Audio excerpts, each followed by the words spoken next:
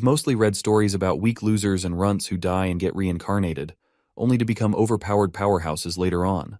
But this story is about a king who had plenty of achievements under his belt before he died. The reason behind his death remains a mystery.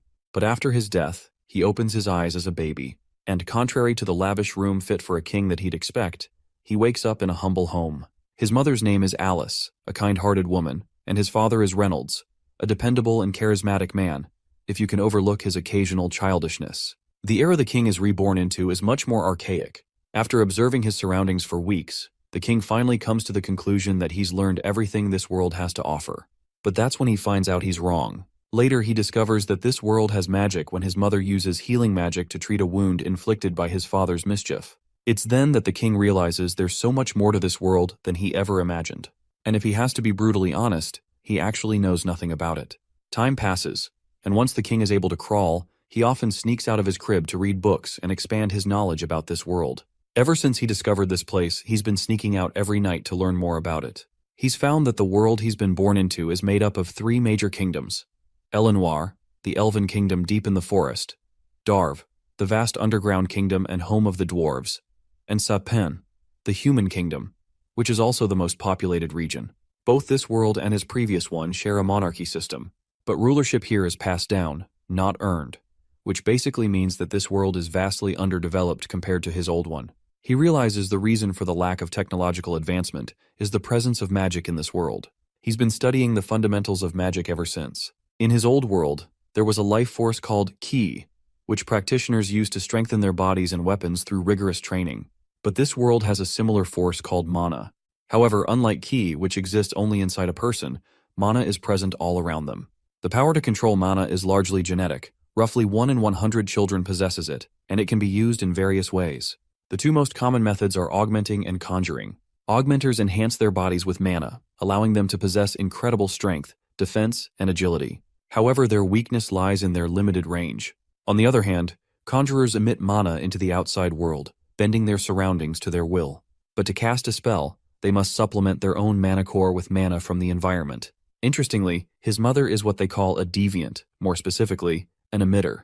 Deviants are rare types of mages with unique abilities, and emitters, like his mother, specialize in restorative mana. According to the book he read, a mage's first awakening happens between early adolescence and the late teenage years, when their mana core manifests. The concept of a mana core sounded uncannily similar to the Kai Center from his previous life. In his old world, children were taught to meditate and sense the fragments of Kai scattered inside their bodies, gathering them into a single place to form a Ki Center. But when our little king decides to try this technique himself, to his surprise, he nails it on his first attempt. Though his mother interrupts him before he can do anything significant, time rolls on and 2 years fly by. Yet Alice feels like she hasn't fully figured out her little boy. She's learning about him slowly, piece by piece. She's named him Arthur, and he's the most precious and adorable thing in her life. One day she notices her husband teaching their little one how to swing a stick and fight, which sets her temper flaring because their baby can barely crawl. Alice loves documenting everything, keeping a daily diary, and moments like these never fail to put a smile on her face. She's also noticed that Arthur absolutely loves visiting the small merchant strip in central Ashbur. So, instead of shopping for groceries once or twice a week, she's taken to going downtown every other day. Of course, she tells herself she's not spoiling him by doing this. It's all for educational purposes since Arthur loves learning and seeing new things. And the fresh food she can bring home daily is just a bonus. Watching Arthur grow up so quickly, she sometimes wonders what he'll be like when he's older. With Ray as his father, she's sure he'll have an interest in becoming an adventurer, but she can't help worrying. She only hopes he fares better than the naive young teens dreaming of making it big as adventurers. Now, if only she could do something about his perpetual habit of sneaking into the study. It's even tempted her to move his crib into the study room, though that's a decision for another day. So far, this is the overview of what Alice has learned about her son over the past 2 years. One day, as Arthur peers through the window, he spots his father preparing to perform some magic. Reynolds closes his eyes in order to concentrate. The intensity of his concentration leaves Arthur brimming with curiosity, eager to see what kind of magic his father will perform. Suddenly, the pebbles on the ground began to lift. As his father reaches the peak of his enchantment, the debris floats only a few meters into the sky. Arthur is left utterly disappointed seeing this. While Reynolds looks quite pleased with his achievement, Arthur feels equally unimpressed. Watching his father take 3 minutes of utmost focus just to lift some pebbles a few feet is just ridiculous. He can't help but think doing it physically would have been easier. Just then, Alice joins him by the window. When she glances outside, her expression shifts to mild annoyance as she notices her husband has ruined the front yard again. So far, Arthur has learned that his father is an augmenter, which only deepens his curiosity about himself. He wonders what will he be when he awakens his mana core. After watching his father practice for a while, Arthur decides to retreat. As he tries to climb off the bench, he stumbles and struggles to get down. His eyes are half closed from focusing too hard, but Alice misinterprets this, thinking he's getting sleepy. She scoops him up, deciding it's time for his nap. But the poor boy quickly claps his tiny hands together and earnestly requests his mother to let him study instead. The innocence radiating from him is overwhelming, leaving Alice with no choice but to give in to his request. Arthur sits down with a book larger than himself spread open in front of him. Suddenly, a crashing noise echoes outside. Alice fears her clumsy husband might have knocked down yet another tree. She hurries out to investigate, leaving Arthur with a golden opportunity to practice his mana core formation.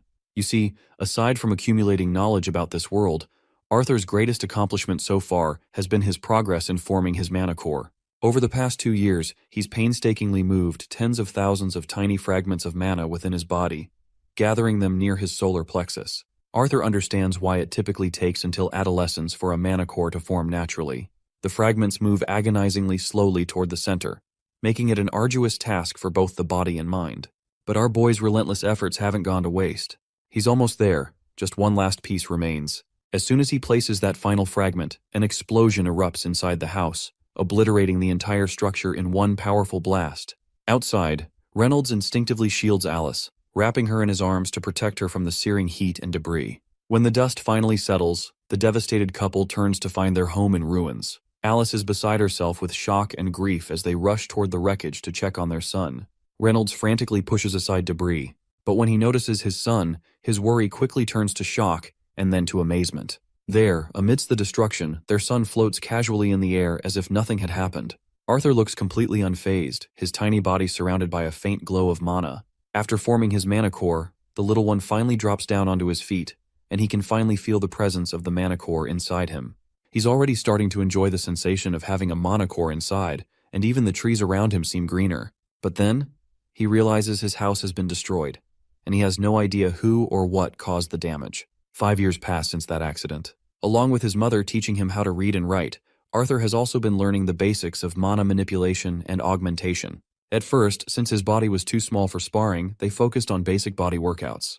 Not long ago, his father decided it was finally time for Arthur to practice with the wooden sword he'd received for his 3rd birthday. Reynolds takes him outside to train, and as Arthur stands there with his newly acquired wooden sword, his father holds up a tree branch and tells him to match the flow of mana with his breathing.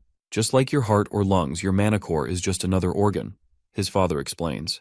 But Arthur doesn't think these abstract and vague instructions are going to teach anything to someone who is just literally 4 years old. Arthur takes his stance and exchanges a few playful blows with his father. The sparring drags on, with Reynolds clearly enjoying himself, but Arthur grows increasingly frustrated. Our boy knows that his father would not let him go until he accomplishes something noteworthy.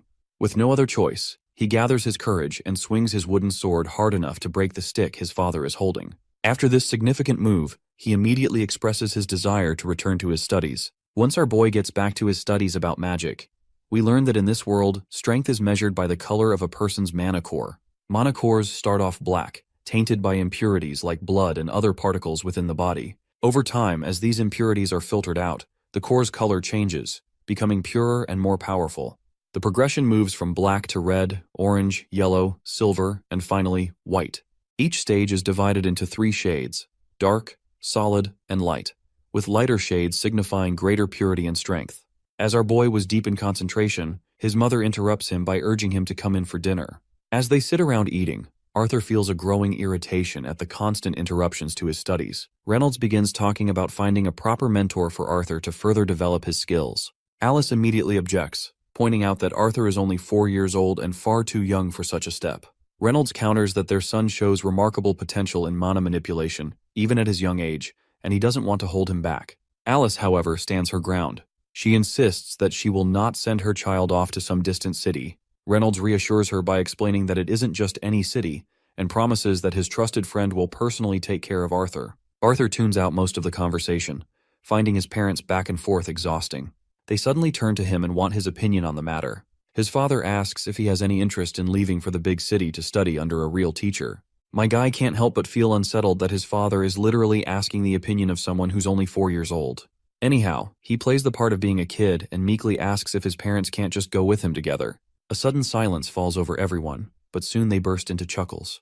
Turns out this gullible couple hadn't even thought about the possibility of going with their kid as well. With that settled, his father makes the final call that they're all heading to Xyrus City together. The day finally arrives for them to leave their home. And they're not traveling alone. A party of adventurers will be tagging along with them on the journey. His father greets one of the adventurers and introduces his son to them. The little one quickly bows his head in respect and expresses his gratitude for their help in accompanying them to Xyrus. This adventurer really likes the kid's mannerisms and is already fond of him. His name is Crench, an augmenter, and his specialty is the spear. Then there's Angela Rose, a conjurer with a focus on wind magic. She's got big hooters and stands out among the group. Next up is Durden Walker, also a conjurer, but his specialty is earth magic. There's also Jasmine Flameworth, an augmenter who specializes in dual daggers. Among all the adventurers, she's the most passive. Without saying much, she quietly walks towards the carriage they're about to ride in. Lastly, there's Helen Shard, another augmenter with a specialty in magic archery. Now that everyone's acquainted, Reynolds decides it's time to move on. They load the carriages with their things, and the journey begins. The time has finally come for Arthur to explore a world beyond the little village he knew. As their journey continues, dawn breaks, and so do the monsters. The adventurers quickly take care of them, and they set up camp deep in the forest to spend the night. As everyone enjoys the bonfire, Arthur seems a little dejected, feeling the weight of this mundane journey. Helen Shard then turns to our boy and sits beside him to catch up. She's quite curious to learn more about him after hearing his father constantly praise him as a great magician throughout the journey. Meanwhile, Crench notices the two talking and decides he's going to test Reynolds' son for himself. Without much warning, he grabs the little one off the ground and proposes a quick duel. When Arthur finds himself facing off against Crench, he is unsure if he's even supposed to fight an adventurer like this. His pleading eyes dart toward his father, hoping for a way out. But his father only grins and starts egging him to win. Feeling utterly hopeless, Arthur can't believe how his father is literally useless in moments like these. Anyhow, my guy takes his stance, tapping into the experiences of his previous life. With a firm grip on his sword, he launches himself at Crench. Crench, on the other hand, stays steady, ready to dodge the incoming attack. But little does he know, our boy vanishes right before his eyes and reappears directly behind this bastard's back. My guy steadies his tiny body and channels some magic into his sword. Without wasting a moment, he quickly swings at Crench. But Crench dodges the attack with ease and retaliates with a slash of his own. The little guy ducks just in time, letting the stick zip past over his head. He takes advantage of the brief opening, launching himself straight into Crench's ribs and knocking the big guy to the ground. Crench isn't one to go down easily, though. He quickly swings his leg to trip the kid up, but my guy ducks down once again, narrowly avoiding it. Although he dodged the first onslaught, he's not sure if he can handle the next move Crench is already preparing. Sure enough, as soon as Crench's stick connects with him, the impact sends our boy flying. He lands a few feet away, his back aching like hell. Durden Walker gives Crench a little slap on the neck for going overboard with a kid. Crench, on the other hand, is absolutely awestruck by the sheer display of skill he just witnessed in Arthur. He can't understand how his father claims he hasn't taught him anything. But as usual, the father insists he hasn't taught his son a thing. The doting mother quickly starts healing Arthur while scolding him because she does not like the idea that he had been studying fighting all this time. Arthur tries to brush it off, claiming he just picked up a few moves by watching his father and reading books. But Crench isn't convinced. He's sure those moves couldn't have been learned just from books, and he's eager to learn the techniques Arthur just pulled off. Eventually, Arthur explains how to perform the acrobatic moves he pulled off. But whenever the others try, they fail miserably. Several days pass since they began their journey to Xyrus City. During this time, Arthur's birthday also passed, and he received gifts, not only because it was his birthday, but also for the efforts he put into teaching them those techniques. Surprisingly, the one who gave him a gift was none other than the usually passive Jasmine Flameworth. Meanwhile, the training with Adam, Helen, and his father continued with decent progress. To Arthur's surprise, Jasmine had already succeeded in learning a few techniques. It still amazes him how quickly she managed to grasp his instructions, especially when it came to learning feint step. After some fun near a picturesque waterfall, the group decided to press on with their journey. Eventually, they arrived at a desolate and barren landscape, a stark contrast to the lush greenery they had left behind. As the group shared some lighthearted banter, they joked about Arthur's father being a trouble magnet who always managed to drag everyone into some kind of mess. Meanwhile, Arthur tries to focus on reading a book but finds it nearly impossible to concentrate. The cause of his distress is Jasmine's stares, who just can't stop staring at him for quite a while now. Suddenly, their journey is interrupted by bandits. While everyone gets ready to face them, the looters outside launch a barrage of arrows. Thankfully, Angela Rose's wind magic stops most of them in their tracks, scattering the projectiles harmlessly. The adventurers quickly exude an intense aura as they grab their respective weapons, preparing for the fight. Helen immediately takes her stance, drawing and readying an arrow. But judging by the sheer number of bandits swarming over the hills, it's clear her single arrow won't be enough to deal with the danger. There are a shitload of bandits surrounding them, completely cornering the group from all directions. Finally, we get a glimpse of this disgusting guy, who seems to be the leader of the bandit gang. The bastard wastes no time in barking orders at his goons to leave the women and the kid alive. He does not want any damage inflicted on the two he mentioned. After all, damaged goods wouldn't sell for much. This is the pivotal moment when Arthur realizes that this world isn't so different from the one he left behind. Crime exists here too, and it's just as cruel. Either way, my guy is ready to face the challenge ahead. He grabs his dagger tightly, preparing himself for what's to come. But before he can act, his mother instinctively pulls him into a warm hug, whispering that there's no need to worry because she's here. The bandits release another volley of arrows, but Durden Walker quickly conjures a wall of stone using his earth magic and blocks most of the attack. However, the bandits begin to overwhelm them, charging from every direction. A few arrows manage to slip past the stone wall, heading straight for Arthur and his mother. Thankfully, Angela Rose saves the day by using her wind magic to deflect the incoming projectiles. The leader of the bandit gang finally makes his move, and comes down the hill to confront the party. Helen Shard isn't about to let that happen without a fight. She fires her arrows, managing to take down two of the goons. But the leader deflects her shots with ease. Meanwhile, Reynolds is going all out, cutting down these bastards left and right. With a single dash, he takes out a whole bunch of them in one fell swoop. One sneaky bastard tries to ambush Reynolds from behind, but Helen spots it just in time and drills him with a perfectly aimed arrow. The battle rages on, and we catch a glimpse of Crench in action as well. He's not holding back either. When a fat fuck tries to sneak up on him, Crench dodges the attack right away and counters with a series of devastating stabs. We also notice how fierce Jasmine is with her dual daggers. She's brutalizing these bastards, slashing their necks or gouging their eyes out without hesitation. One creepy bastard in the background cracks a whip, aiming it directly at Jasmine. But instead of hitting her, the whip slices through one of his own men's legs. The blow is fast and devastating, and Jasmine barely avoids it. The bastard is undeterred and cracks his whip again. The speed at which he swings it is insane, but Jasmine matches the pace with her impressive acrobatics, dodging and weaving through his attacks. While she avoids some of the major blows, she still ends up with some nasty grazes. That just goes on to show that even she's not invincible. Meanwhile, Arthur watches the battle happen between Jasmine and the whip-wielding bastard. He takes note of how Jasmine is at a significant disadvantage against her opponent's range attacks, and he realizes he needs to figure out a way to help her. But as much as he wants to assist, he's not sure if he even stands a chance against an adult augmenter with his tiny body. Suddenly, someone crashes into their carriage, and unfortunately, it's Reynolds, and he's severely injured, clearly overpowered by his opponent. And that opponent is none other than the boss of the bandits. Arthur quickly tells his mother to heal Reynolds, but Alice is too devastated by everything happening around her. She's crying uncontrollably instead of using her magic. Reynolds flashes a reassuring smile at her and says his injuries aren't life-threatening, so she doesn't need to worry. The proud father then addresses his son, claiming that he can fend off the leader, but not while worrying about protecting his family. He urges Alice and Arthur to head back down the trail they came from and not stop running, but Arthur refuses. He declares he can fight too. Reynolds gives him a proud pat on the head for his bravery. He acknowledges Arthur's bravery, but reminds him that his real duty is to protect his mother and the baby she's carrying. Before Reynolds can say more, Arthur swears on his life that he'll protect his mother. His father nods and urges him to hurry, pointing out the enemy have got 4 mages backing them up. The bandit leader catches on to their plan and orders his men to capture the healer. Without hesitation, Arthur grabs his mother's hand and starts running, determined to get her. Suddenly, one bastard lunges at the duo, but his path is quickly blocked by Crench, who jumps in to hold down the enemy, giving the mother and son enough time to escape. Another bastard tries to sneakily hit the duo with an arrow. However, it doesn't take Arthur long to sense the arrow coming. He quickly tries to knock it down with his wooden sword. The arrow, though, is so powerful that it even cracks the sword in 2 pieces. The archer is in awe, stunned to see how a kid blocked his mighty arrow. But while he's distracted, his head is drilled by an arrow unleashed by Heron, who quickly tells Arthur to run. As the little one runs with his mother, he notices something peculiar. As far as he remembers, there were supposed to be 4 mages, but he can't seem to spot the 4th one. He even tries counting them, One is engaged with Crench, another with Durden Walker, and the third with Jasmine. That's when Arthur notices the fourth guy, standing atop the hill, conjuring up a giant ball of mana. The bastard quickly throws that ball of energy at the mother and son. Arthur isn't sure what to do in this critical moment. Even if he uses mana to block it, his mother won't be fast enough to avoid it.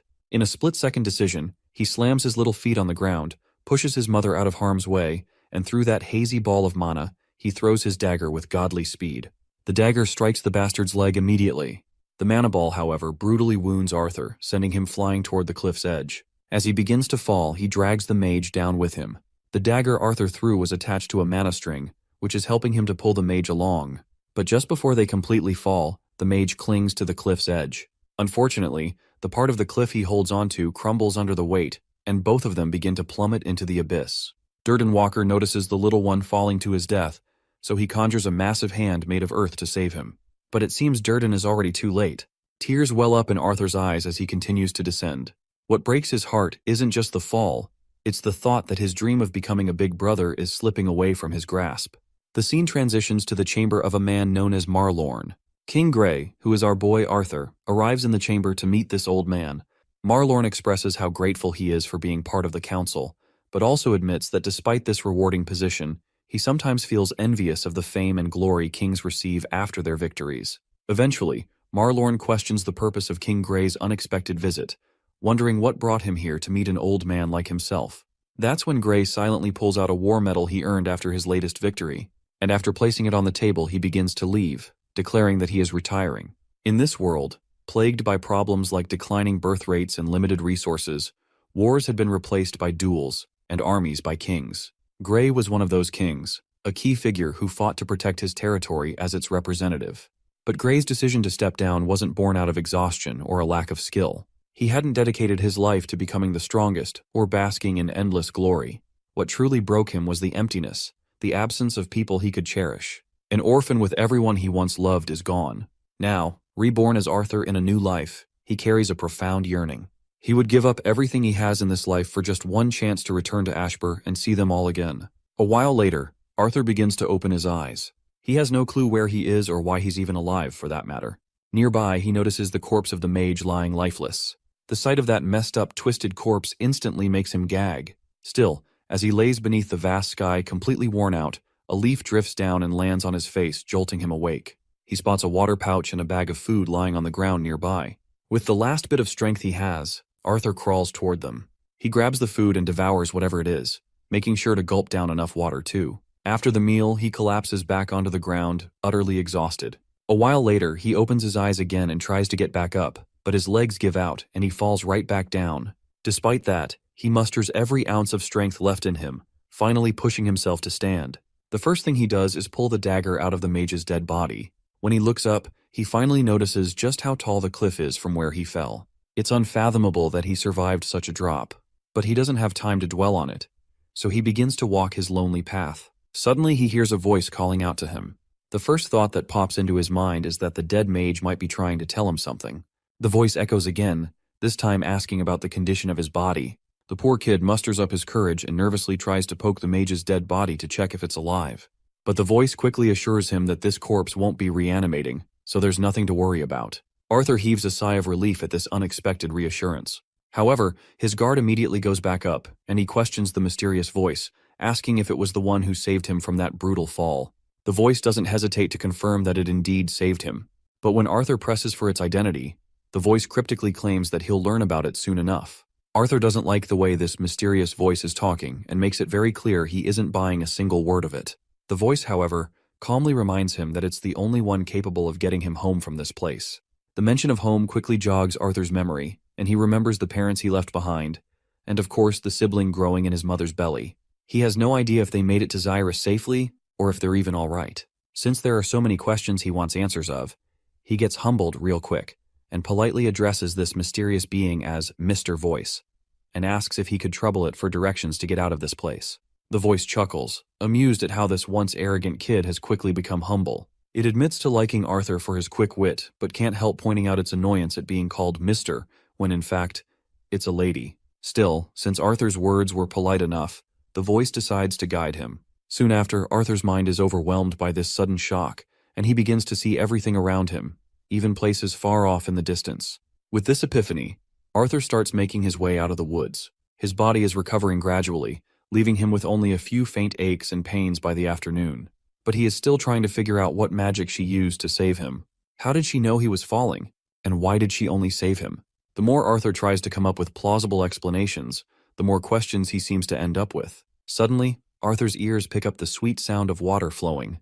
He climbs up a giant rock blocking his path and literally dives into the river without a second thought. As he enjoys the refreshing moment, the mysterious lady calls out to him for how carefree he seems. She also questions the size of his manhood, expressing disappointment over such a small gun. Arthur feels humiliated and quickly pulls his clothes back on. Before continuing his journey, he makes sure to fill his water pouch and eat enough to keep his strength up. Since he fell off the mountain towards the east, he must be near the elves' domain, but he doesn't see any of the fog that Forest Elsher is known for. His fears about traveling through the beast glades are quelled by the fact that only small animals seem to be present. Although he's surprised he hasn't seen any mana beasts, given how rich the area is in mana. He would love to stay and absorb some mana, but he knows he can't linger. He has no time to waste. Especially it's more important to get back to his parents. With his mother pregnant, the stress of his potential death could endanger the baby inside her, and if they are still alive, he needs to be there for them. After walking long enough, Arthur finally arrives at the place where the mysterious lady resides. For a moment, he mistakes her for a cluster of rocks and feels relieved to have finally found her. But the lady quickly reminds him that she isn't some sentient pile of rocks, and tells him that if he wants to meet her, he'll have to head into the crevice. Without hesitation, Arthur begins making his way inside this tunnel which has this arcane faint glow emanating.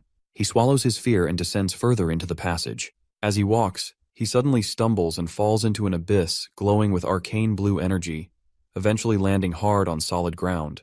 The crash is brutal, and his jaw aches like hell. Still, Arthur forces himself to get up, but no sooner does he stand than he collapses again.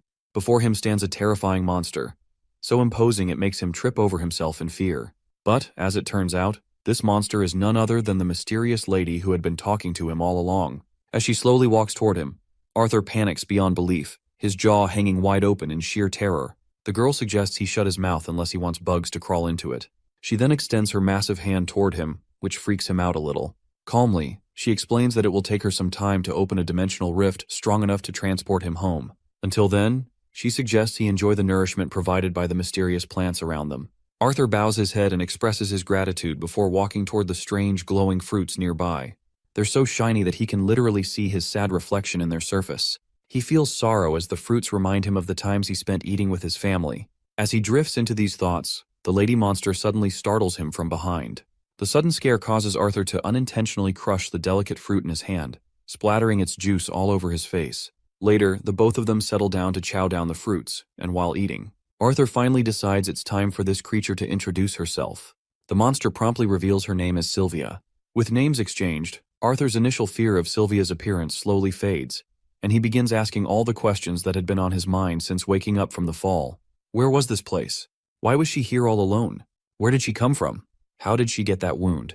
And most importantly, why did she save him? Sylvia starts by answering his first question, explaining that this place is a narrow zone resting between the Beast Glades and the Forest of Elsher. No one knows about this area because she has been warding off anyone who comes near. Besides, not that many ever come here in the first place. So Arthur is basically the first person to enter her domain. Feeling more at ease with her now, Arthur gives her permission to call him Art, just as his family does. Sylvia acknowledges this with a nod and moves on to his second question. She explains that she is here alone because she has no one left to be with. She has many enemies who desperately want something she possesses. Her last battle with those foes before she managed to escape left her with the wound on her chest. As for why she decided to save Arthur, she admits she was moved by his courage and the sacrifice he made. Or perhaps it was simply that she had grown lonely and wanted someone to talk to. Whatever the case, she herself isn't entirely sure why she saved him in the first place. She then apologizes, explaining that she has to excuse herself for the night because her wound is festering, and she needs to be in good condition to work on the dimensional rift tomorrow. Arthur thanks her politely and wishes her a good night. As the imposing figure in dark armor walks away, he can't help but think about how lonely she appears. Before leaving, Sylvia shares one final piece of information with him. While her sight cannot reach the exact location of his family and friends, she assures him that they are all safe. This news leaves Arthur momentarily speechless, but then he feels overwhelmed with emotion, knowing they are safe. Tears of happiness flow as he cracks a smile and thanks her for giving him the good news he had been desperately craving. As time passed, Sylvia and Arthur spent hours talking about all sorts of things whenever she wasn't preparing the portal. Those hours bled into days, and the days into weeks, as they spent nearly every moment in each other's company. While Sylvia never spoke much about her own life, Arthur slowly began to understand what kind of person this mysterious being truly was. After living with this armor-clad mysterious lady, Arthur had come to understand that Sylvia was the living embodiment of the phrase, "Don't judge a book by its cover." Contrary to her trauma-inducing appearance, she was kind, gentle, patient, and warm. The way she cared for him reminded him of his mother, gentle and kind, but little strict when she needed to be, especially when he was wrong. Speaking of being strict, Arthur recalls something unpleasant. There was a time he had expressed his animosity toward the bandits who attacked him and his family. The image of the leader of that despicable gang is burned into his mind, and he knows his thoughts won't be at peace unless he hunts that bastard down. That's when Sylvia suddenly pokes him on the forehead, sending him flying several feet away. While she admits that he is not wrong, and that those bandits deserved death, which was precisely why she didn't save the mage who had fallen alongside him. However, she makes it clear that letting his heart become clouded with hatred and vengeance would only cause harm to himself in the long run. Instead, she tells him to continue living proudly, keeping his gaze forward, free from the weight of vengeance. He will come across misfortunes again, but he shouldn't let grief and rage corrode his mind. Instead, he should learn from them, face the future with a smile, and only then will he truly be victorious. Arthur wasn't expecting a lecture on morals and life from someone who seemed like the epitome of evil, yet her words struck him deeply. Lost in thought, he barely notices when she pulls him out of his contemplation, reminding him to finish the fruit she's given him. As he eats, he notices her wound looks worse. She quickly reassures him that there's nothing to worry about. It's normal for her wound to fester from time to time. Still, she has something else on her mind. According to her understanding, humans usually awaken their mana cores around the age of 12 or 13. So, how has he already formed his core and learned to use mana more efficiently than many fully trained mages? To her query, Arthur proudly explains that he is simply a born genius. If that's the case, she says, she has something to teach him. It's a technique, a way to meditate and absorb mana while moving, and maybe even while fighting if he's skilled enough. When she demonstrates the technique, Arthur is awestruck to see this, and his curiosity shoots through the roof. Sylvia then explains that humans often have a very linear mindset when it comes to mana. To master this technique, he has to start small, with simple mindless movements, and gradually work his way up from there. But these abstract words aren't much help to Arthur, so Sylvia tries to explain that mana beasts learn to do this naturally. However, since humans usually awaken much later, their bodies aren't capable of this kind of multitasking. Considering that this fact doesn't apply to Arthur, if he practices hard enough, he should be able to succeed. These few words of encouragement are enough to fire Arthur up, and he promises to do his best if that's the case. While Sylvia is busy forming a rift, Arthur focuses on practicing diligently. However, his wrong movement causes him to trip. Practicing this skill to its fullest essentially means being able to fight proficiently while maintaining a steady inward flow of mana. But his confidence doesn't waver, and he continues his practice. He keeps swinging and practicing, trying to absorb the mana around him. Eventually, he gets the hang of it and finally masters the art of mana absorption. He happily shares his little achievement with Sylvia, but it looks like she's already exhausted herself and isn't in any condition to respond. Seeing her lifeless there causes Arthur to panic. It looks like her injury has gotten the best of her, and the blood leaking through her massive body is filling the area. He quickly grabs her massive hand, and with every ounce of strength his small body can muster, he successfully turns her massive form over, only to see that her wound is worsening. But when he looks ahead, the rift she has been creating is finally complete and ready for travel. Now that he thinks about it, he realizes how all this time, as she worked on creating the portal, her injuries have been getting worse. The realization devastates him. The thought that she has suffered because she was trying to create this portal for him, and he hadn't even noticed until now, crushes him. That's when Sylvia speaks with her faint voice and assures him that everything is all right. Arthur can do nothing but cling to her, tears streaming down his face as he cries his heart out. He doesn't know how it can possibly be all right when she's about to leave him like this. The thought that she has essentially given up her life for him makes his heart ache even more. In that moment, Arthur cries. He cries longer than he would ever care to admit, and for the first time, he cries like the child he appears to be on the outside. Sylvia reminds him gently that their time together is short, and she would hate for it to be wasted on him blaming himself. But Arthur doesn't know how he can possibly not blame himself. She's sacrificing herself so he can reunite with his family. Sylvia, however, is grateful.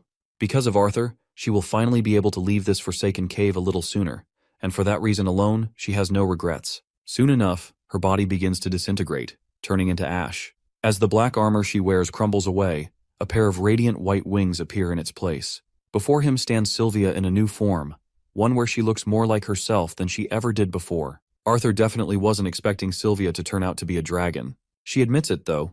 She is a dragon. Or at least that's what humans would call a being like her. However, she reminds him that they don't need to waste time with small talk. She has to use her original form to finish the portal, and now that her veil is gone, her enemies will soon be coming for her.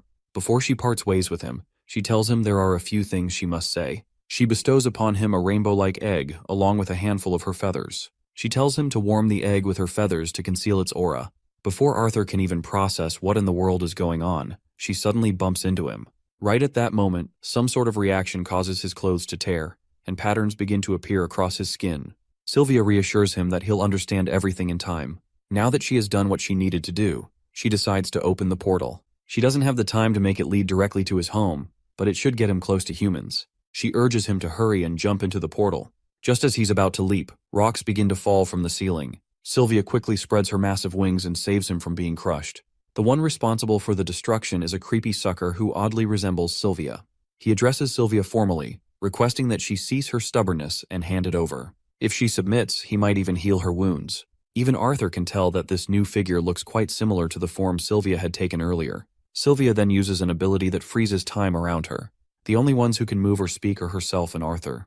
It looks like she has something important to reveal. She admits that she intentionally prolonged the transportation spell so she could spend more time with him. She understands it was selfish of her, but she has one more selfish request she wants him to fulfill. She asks him to call her Grandma, just this once.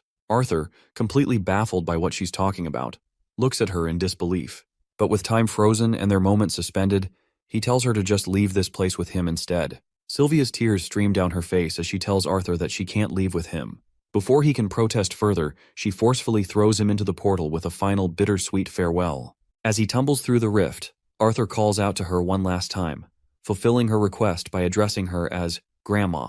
His words bring a gentle smile to Sylvia's face. She thanks him softly, and with those parting words, their story together comes to an end. But Arthur's story continues. He lands in a dense forest, surrounded by towering trees. The only thought in his mind is of her. His chest aches, not only with sadness but also with frustration and anger. He knows he will never see her again, and the weight of that realization is unbearable. All he can do is scream. It's no surprise that he's devastated by her loss. For 4 months, Sylvia had been a constant presence in his life, filling his head with memories that now refuse to fade. For a time that seemed both fleeting and eternal, she treated him as though he were her own blood. She had given him what he lacked since coming to this world: care, guidance, and love. But it seems this isn't truly the end. As he lies there, he begins to hear her voice. But as it turns out, it's just a recorded message. Sylvia had burned it into his mind before parting ways, leaving him with one last piece of her. The recorded message from Sylvia begins. She tells Arthur that he is nowhere near ready to know the full truth. His body is still that of a boy barely past the age of 4, though his mana core has already progressed to the dark red stage. She explains that she has infused him with a parting gift, a unique will. His future as a mage will depend on how well he learns to wield this gift. But Arthur doesn't feel particularly grateful for this so-called gift. Bitterness churns within him, a mix of sorrow, anger, and guilt clouding his thoughts. Almost as if she can sense his emotions, Sylvia knows exactly how he feels right now. But he must remember that he still has a family waiting for him and a purpose to fulfill in this life. Her only wish is for him to embrace the joys and innocence of childhood, and one day, grow into a man his parents and she can be proud of. Sylvia's message concludes with a promise. When his mana core surpasses the white stage, he will hear from her again. At that time, she will explain everything to him. Until then, she bids King Grey farewell. The mention of his previous life title grabs Arthur's attention. He stands frozen in place, with his mind completely clouded with confusion. The biggest question that haunts him is how long she's known his true identity, and how she even knew him in the first place. For now, he brushes off all the thoughts regarding her and focuses on his current predicament. If he spends this life only training for the sake of revenge, it will hardly be different from his last. So from now on, he has no choice but to move forward. But first, he wonders, where the hell is he? He activates the mana absorption technique and dashes through the forest with godly speed. After running for a while, Arthur realizes that despite using mana, his vision is still somewhat restricted. But one thing becomes clear. He is deep within the Elshire forest. Even though he is still barely able to use the mana rotation Sylvia taught him, he can now sustain magic for much longer. However, after roaming around for what feels like ages, he still hasn't found a way out. Sylvia had promised him he would arrive near other humans, but so far, he hasn't seen a single trace of them. After hopping through trees for what feels like forever, Arthur starts to feel like a monkey who's mastered tree travel. Suddenly, he senses the presence of a human. Quickly, he hops from tree to tree and spots a carriage below. He uses his acrobatic skills to descend a little, and from a safe distance, he tries to eavesdrop on what these people are up to. These filthy bastards don't seem to be good people. They've just captured a woman, and it turns out she's an elf. Since she's young and untouched, they're already fantasizing about making a fortune offer. But the amount of resentment and anger etched across Arthur's face makes it clear that these bastards aren't going to leave this place alive, let alone make a quick buck off the elf. Arthur had no idea how these pigs managed to get their hands on forest hounds, but he knew that getting one of them would be his best bet to get out of this forest. And as for the slave traders, he is planning to use them as a punching bag to blow off some steam. As eager as Arthur is to get back home, he knows he still needs a solid plan to get there. Dealing with those slave traders first is the best course of action, but he doesn't want to strike blindly. Attacking all 4 of them head-on would be suicide, so he quietly follows them instead. He waits patiently, looking for the perfect opportunity, gathering his strength to strike when their guards are down. As night falls, it's finally time for him to make his move. Arthur executes his plan by throwing a nut into a nearby tree, which immediately sets the hounds on high alert. One of the men tells his companion to shut the dogs up before they wake up and attract all the dangers lurking in the forest. While one man is distracted with the hounds, Arthur seizes the opportunity. He makes his move by appearing right in front of the bastard, and with a quick slash from his mana-infused hand, he slices through the man's throat in one clean strike. After taking that bastard down, Arthur makes sure to loot his corpse, grabbing a decent-looking dagger from the man's belongings. Meanwhile, the other fat guy, who had sent his friend to silence the hounds, begins wondering why it's taking so long, especially since the dogs have gone quiet. When he goes to check, Arthur ambushes him as well, delivering a precise strike that slits his throat just like the first. With 2 down, there are still 2 left, but Arthur's body is already starting to wear out from the effort. Suddenly, the elf girl inside the carriage starts making a commotion, which is the last thing Arthur wanted to happen. The other 2 goons step out of their comfort zones and start looking around for their missing companions. Arthur stays hidden behind the carriage, but one of them senses something and attacks. Arthur barely manages to block the strike and counters by cutting the man's legs clean off. The piercing scream echoes through the night, catching the attention of the other bandit, who had been searching in the opposite direction. He rushes back to the scene, finding his friend writhing on the ground, mortally wounded. The injured baldy bastard warns his friend to be careful because the brat they're dealing with is a mage. The mention of a mage piques the curiosity of the long-haired bandit. He eagerly tosses the sword aside and opts to use his bare hands, clearly not wanting to harm this golden hen he is about to capture. After all, this brat might fetch an even higher price than the elf girl if they are to sell him in good condition. With that in mind, he charges forward. Arthur leaps away just in time and counters by throwing a rock straight at the bastard's face. The rock lands with enough force to leave the man bleeding from his mouth. Arthur tries to take advantage of his dazed situation by throwing a mana-induced dagger at him, but the bandit snatches it mid-air. This strike only serves to intrigue this bastard even more, to think that this kid indeed has some nasty tricks up his sleeve. The bandit launches a powerful kick, slamming into Arthur with enough force to rattle his small frame and send him crashing to the ground. For a moment, Arthur is completely out of commission, winded and vulnerable. The bandit doesn't hesitate before grabbing the little one from the ground, locking him in his grip. But Arthur isn't one to go down quietly.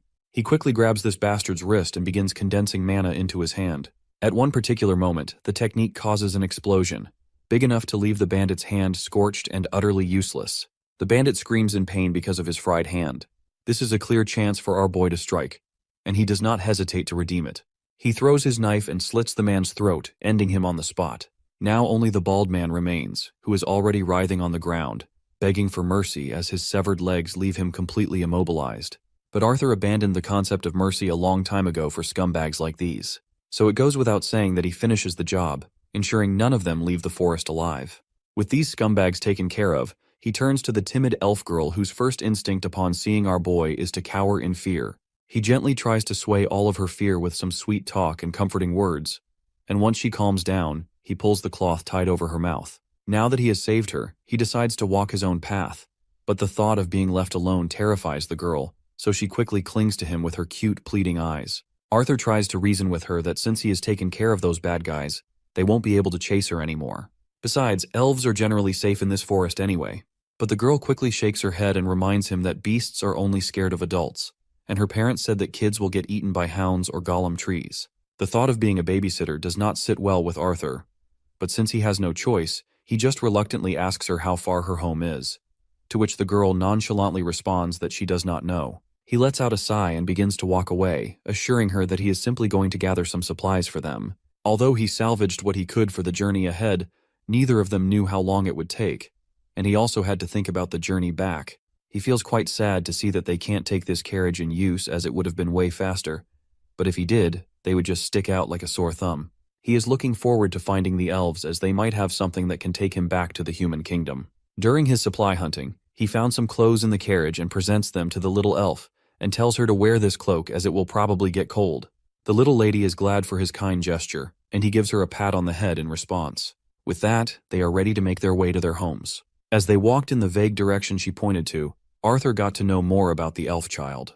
Her name is Tessia Aerolith, and she got separated from her family and left out in the forest. She questions him if he is from the human kingdom. Whenever she remembers the human kingdom, all she thinks of are the rumors that say all male humans are perverts and have more than one wife. In their journey, they spend their time like this, with back-and-forth banter and teasing.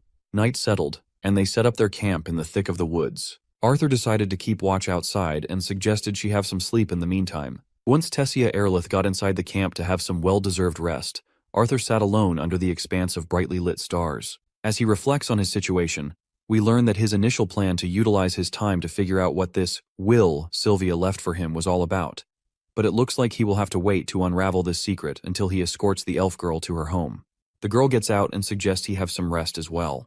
Although her grandmother has prohibited her from sharing her bed with boys, she says she will make an exception once. But Arthur tells her that he is not sleepy. Before retreating back into the camp, the girl reminds him that beasts are more likely to appear if they notice him. Therefore, she wants him to get inside even if he is on guard duty, as it's safer for both of them. Eventually, Arthur gives in to her wishes, and they both get into the same bedding. The next day arrives, and after their well-deserved naps, they continued their journey with unfamiliar surroundings and time quickly passing as the only indicators of their progress. Arthur admits that worries of family and impatience to get back home did not leave him in the best of moods. But what made the journey almost unbearable were the agonizing pains coming from his monocore that struck unpredictably from time to time, and his pain has become an everyday occurrence. Every day he wakes up, he is just randomly hit by it. On one particular day during their journey, we see that they are getting followed by these wild wolves, but my guy doesn't even look back when he throws that knife, which lodges itself into the tree next to the wolf's head. And soon, all of these poor bastards get the jump scare of their life. While Tessia Aerolith points her finger in the direction ahead of her, Arthur is hit by this unbearable pain in his chest once again. He quickly hides behind a tree so Tessia doesn't have to see the miserable state he's in because he's afraid she would only worry. Another night comes, and they set their camp in the thick of the woods, and just like that, another day arrives. Days passed like this, and Tessia appeared to recognize more and more of their indistinguishable surroundings, which was a positive sign. However, their pace had slowed as Tessia's body couldn't keep up with the toll of constant travel. So, to ease some burden off her tiny shoulders, Arthur takes her luggage himself. Though Arthur wasn't having it easy either. Despite strengthening his body with mana, the pain continued to grow, and it became harder to hide it from the worried elf. Another night comes and blends back into a day. One day, as they continue their journey, Tessia makes an odd request. Since they've gotten pretty close with each other, she wonders if, by any chance, she can call him Art, like how his family does. Well, our boy gives her the green light right away. Tessia wasn't expecting him to agree to this so easily. So for that reason, Arthur decides to act dramatic on purpose. In the creepiest way possible, he says he would be most honored if Tessia Aerolith would refer to this humble countryside boy as Arthur. The girl pinches his cheeks for teasing her like this, and as their banter continues, Tessia suddenly notices something. She happily rushes in that direction, while our boy isn't exactly thrilled.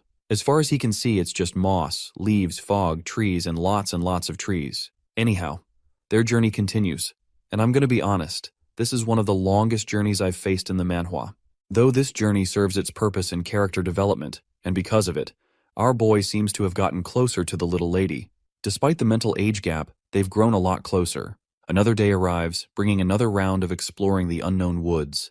It looks like this long journey has finally borne fruit as they seem to have made their way. After feeling all the trees around her, Tessia finally finds the one she had been searching for. She does some magic mojo and opens a green gate in the wooden tree, inviting him to follow her inside. As soon as Arthur steps in, he falls through to the other side of the gate. When Arthur gets up and helps himself look ahead, he sees a magnificent sight. There's an entire civilization of elves, and the only word that pops into his mind after witnessing the grandeur of this place is pristine. But even that word feels like it doesn't do the place justice. As soon as the eyes of the local elves lock onto our boy, some soldiers quickly appear right before them. The soldiers aren't here to apprehend him, though.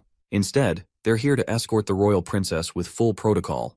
The sight shocks Arthur to the point where he has no clue how in the hell he's supposed to react. His mind is clouded with all sorts of questions, but Tessia just nods her head slightly to affirm that what he's seeing is indeed real. One of the knights reports that they arrived as soon as they noticed the oral teleportation gate had been used. He also mentions that the king and queen have returned as well. Promptly, the scene pans to the panicking parents rushing toward their girl, Tessia.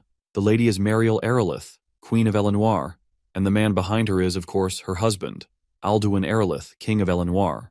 Another big shot enters the scene, Virion Aerolith. A name noted in every history book, he's the former king of Elenoir, known for leading the last war against the humans of the Sapin kingdom. With all of her family members gathered, Arthur gently pushes Tessia forward toward her worried parents, and they exchange warm hugs with her. Seeing how warm and full of love the scene is, Arthur remembers his own parents and wonders if his mother and father will react the same way when they see him again. King Alduin turns to Arthur and expresses his heartfelt gratitude, not just as the king of Elenoir, but as Tessia's father.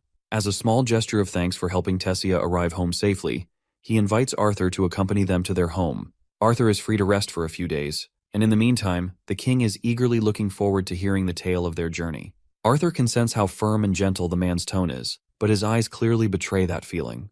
From the look in his eyes, it's clear that what he requested isn't an offer, it's an order.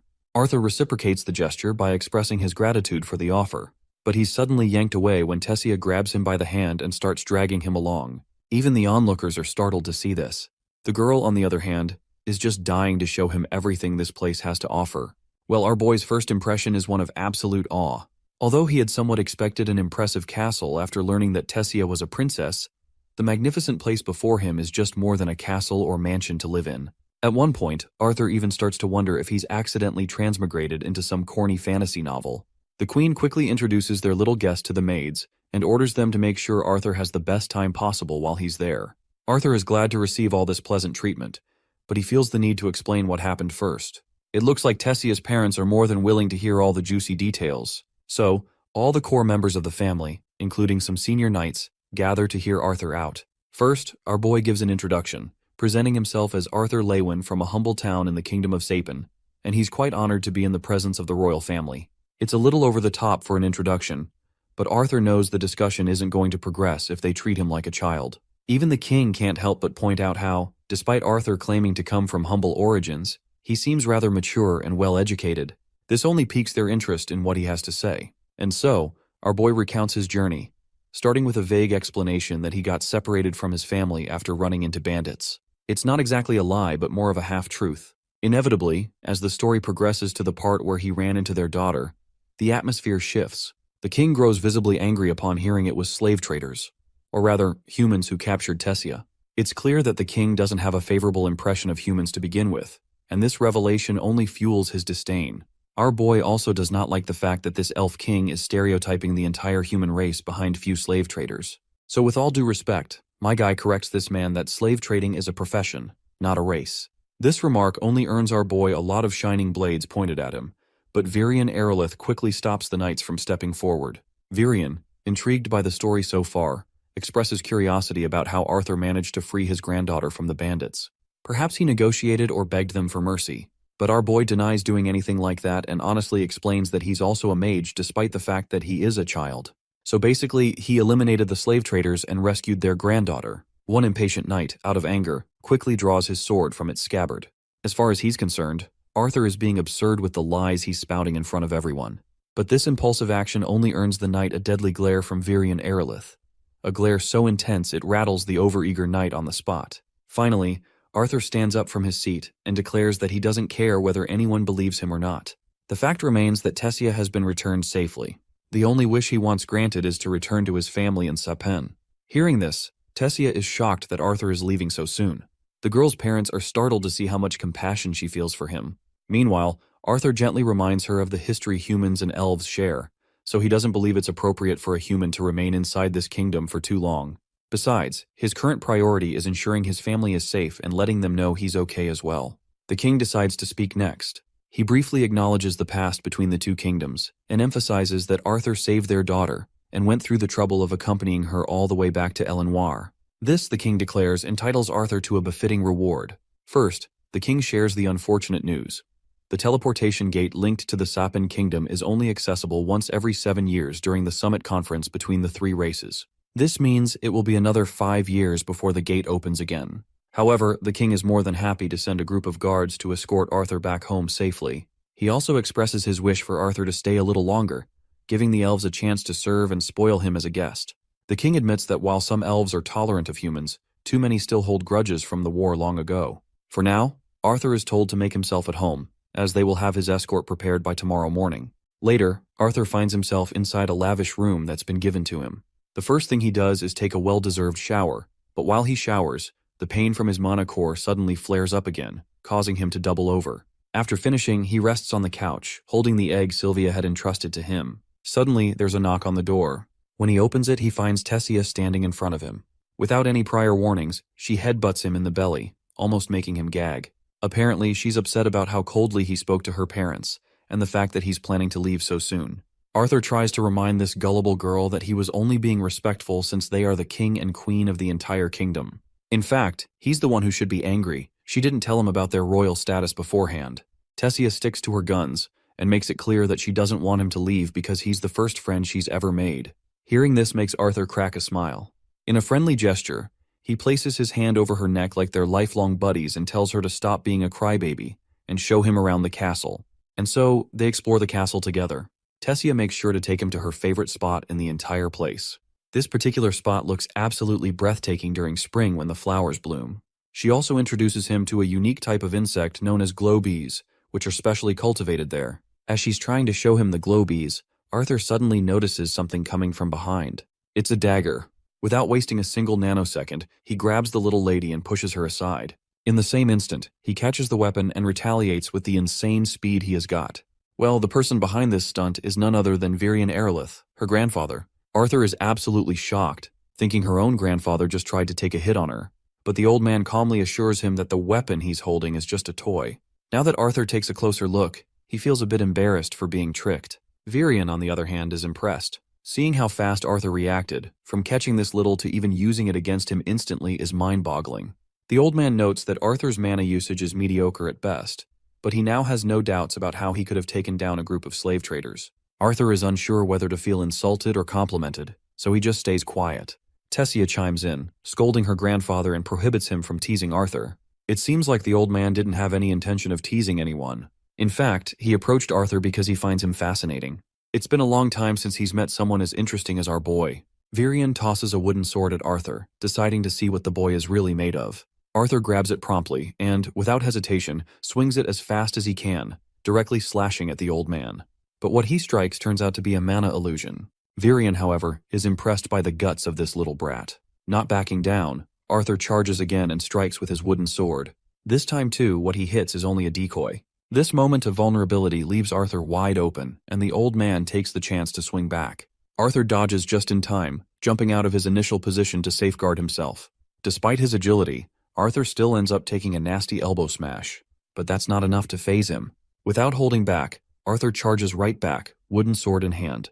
His speed is remarkable, but it's clear he's barely holding his own against this old coot, who isn't even breaking a sweat. Eventually, Arthur finds himself wide open once more, and gets knocked back by the old man, tumbling away. Tessia quickly rushes to check on him. It looks like the old man has not gone off without taking damage either. Arthur has finally managed to graze this old man with his blade. Well, this old man deserves this hit, considering how full of himself he looked, as if there is no better fighter than him. While Virian is eager for another round, Tessia firmly puts her foot down. She refuses to let it happen, and playfully pinches her grandfather for thinking about bullying Arthur for more than he already has. The old man simply smiles back and admits that if he had gone easier on Arthur, he'd be the one at the mercy of someone decades his junior. Our boy, on the other hand, feels honored to see how highly Virian thinks of him. But Arthur's reaction seems to get to the old man, and he quickly shifts from smiling to serious. As far as he's concerned, If Arthur truly sees him as his esteemed and honorable senior, then he invites him to become his disciple. This unexpected offer leaves Arthur absolutely bewildered, and he questions whether the elder is actually serious. The old man, of course, confirms that he is. However, Arthur reminds him that he's just a human, and he's not even sure if it's allowed for humans to stay in this kingdom. But Virion promises that no one will dare kick him out while he's under his tutelage. He vows to teach Arthur something far more valuable than even the most capable mages in Sapin could offer. Still, despite the tempting offer, Arthur politely declines. He has no intention of wasting time here until he reunites with his parents. Hearing this, the old man makes another promise: to let Arthur communicate with his parents so they'll know he's alive and well. Before elaborating further, the old man orders the maids to take Tessia to bathe and get some rest. Once they're alone, the old man claims to know about Arthur's condition, like how he's been experiencing bouts of searing pain right where his mana core is located, and how those bouts are becoming more frequent. Naturally, Arthur is curious about how the old man knows so much. But Virion brushes off the question, saying it's pointless. Instead, Arthur should be asking what the real problem behind his illness is. Before elaborating anything, he asks Arthur if he knows anything about beast wills. Although this term is completely unfamiliar to Arthur, his mind immediately drifts back to the moment Sylvia struck his mana core. Before continuing the conversation, the old man assumes that Arthur has at least encountered a few mana beasts by now. He then explains that a beast powerful enough to be categorized as Class A or higher gains the ability to pass on their will, or inherent ability, to another, either to their offspring or to someone they choose to bond with. He promises not to pry into how Arthur stumbled upon such a powerful beast will, but warns him that, at this stage, the power within him is doing more harm than good. The fact that the old man knows all this makes Arthur assume that Virion also possesses a beast will too. Well, the old man doesn't shy away from admitting it. He claims he's professionally a beast tamer, a title he earned by fully conquering the monstrous beast will inside himself. He acknowledges why Arthur desperately wants to see his family and return home, but he warns that doing so right now comes with a grave risk. The power of the beast will inside Arthur is too potent for his immature body to handle. If it isn't controlled soon, the power he has obtained will destroy his body from the inside out. As Arthur lays down, his face is covered with glistening sweat. There's a heavy sensation pressing down on his body. As he drifts in and out of unconsciousness, he sees the monstrous personification of his worries and burdens. The expectations placed on him haunt him, even in his sleep. But the source of all this weight is not some ethereal creature. It is Tessia, perched right atop him, unknowingly pressing him further into the depths of his exhaustion. She's apparently here to wake him up because she can't wait to start this new, exciting day with him. But it seems Arthur still hasn't had enough sleep, so calls the shadow monster back to give him just a few more minutes. Later, while Arthur gets ready for the day, Tessia asks to confirm if what her grandpa said about him staying is actually true. Well, our boy isn't too sure about this. His plan to stay here depends entirely on the trip with Elder Virion. As Arthur walks toward the carriage he's supposed to ride with the Elder, the King and Queen can be seen pleading with Elder Virion to reconsider, because it's inappropriate for a human to stay in their kingdom. It goes against the traditions the elves have upheld for decades. But the old coot makes it clear that Arthur has caught his attention, so he wants him to stay a little longer. Besides, their daughter seems to have taken a liking to him as well, which is just another reason to keep him around for a bit more time. Despite all the pleas from the king, Elder Virion sticks to his guns. He assures the royals that he'll keep Arthur under his direct guidance to ensure everyone in the kingdom knows he's being watched over. Seeing how Elder Virion is standing up for him makes Arthur crack a smile. Once they hop into the carriage, they begin their journey. After quite a while on the road, Arthur starts wondering how much longer this trip will take as he's eager to meet the old man's mysterious friend. Out of nowhere, Tessia leans over Arthur's shoulder and falls asleep. Looks like waking up so early out of excitement finally caught up to her. Since Tessia is the only princess of the kingdom, she grew up in a lonely environment. She's been hurt too many times by both adults and children pretending to be her friends. Over time, she became cold and distant, building a wall around herself to keep others out. But in the short time he's seen her with Arthur, she's shown more smiles and laughter than she has in the past few years. For that, the old man is genuinely glad and expresses his gratitude to our boy. After a short journey, the carriage comes to a halt, and they arrive at a lonely house in the middle of nowhere. By now, Arthur is genuinely curious to see who this mysterious friend is that the former king had to travel all the way to this rural area to meet. The old man, however, goes absolutely bonkers, kicking the door with all the force he can muster and yelling for the witch inside to come out. A woman eventually emerges, equally annoyed and angry at Virion's impudence. The old man takes his time introducing her to Arthur. She is Lilia Darkassan, an old friend and a very special deviant who, according to Virion, can help him. Despite his short height, Arthur's manners know no bounds. He promptly bows his head in respect to greet the lady. Lilia invites them inside while Arthur reflects on the fact that, as a deviant, her magic doesn't fall into the 4 basic elements, much like his mother's abilities. But he's still unsure how she's supposed to help him. Although Arthur doesn't want to seem like an impatient brat, he can't help but feel curious about how Lilia plans to assist him in reaching his parents. The lady finally explains that she is what they call a diviner. Magic of this nature varies from mage to mage, but she's quite capable. This means there's very little someone can hide from her if she chooses to pry. For instance, she already knows that Arthur is special. So special in fact that there are parts of his life even she can't see. However, her eyes have glimpsed pieces of both his past and future. She also knows he isn't here for her clairvoyant abilities, but because he wants to see his parents and let them know he's alive. She instructs him to lean forward and keep his eyes on the basin of water. As soon as Arthur complies, the lady begins her magic. Once he can see his parents in the water, he'll be able to speak to them. While Arthur tries to make the connection, the perspective shifts to his parents. There, his doting mother and father are having a meal, something Arthur used to enjoy a lot. Suddenly, they begin to hear Arthur's voice calling out to them. The sound catches them completely off guard, leaving them frozen. When Arthur says he's their son, that's enough to paralyze them entirely, their spoons slipping out of their hands as they let the shock sink in. As surprising as it is, Arthur assures them that he is indeed their son speaking directly into their heads. He doesn't have time to explain everything right now, but wanted to let them know he's safe and alive. He managed to survive the fall off the cliff, though barely. He also reveals that he's currently staying in the kingdom of Elenoir with the elves, but insists they must keep this a secret. Arthur tells them not to blame themselves for what happened back then. He's proud of what he did, and if he could go back in time, he wouldn't hesitate to make the same choices again. He explains a bit about his illness he has got, so he will be staying here longer to be treated before he can return home. He admits he's unsure if he'll get another chance to talk to them, as there's only one woman capable of helping him make this connection. Before ending the conversation, he asks his father to keep his mother and the baby safe. In the meantime, he'll continue his training and warns his dad not to be surprised if his proud son can beat him in a sparring match when they reunite. With that, this cerebral Skype session ends. Arthur's father breaks into absolute tears, and his wife follows suit. They can barely believe that Arthur is alive. The joy and excitement of hearing that their son is alive is so overwhelming that Arthur's parents embrace each other in absolute happiness. It's not just the parents shedding tears. Arthur himself is equally overwhelmed by the conversation he just had with his parents. However, he steels his balls up and tells the old man that he's finally ready for whatever lies ahead. After their brief visit to Lilia, the group finally returns to the castle, where the king and queen are already waiting for their arrival. As Elder Virion and Tessia enter the castle, Arthur is suddenly stopped by the king himself.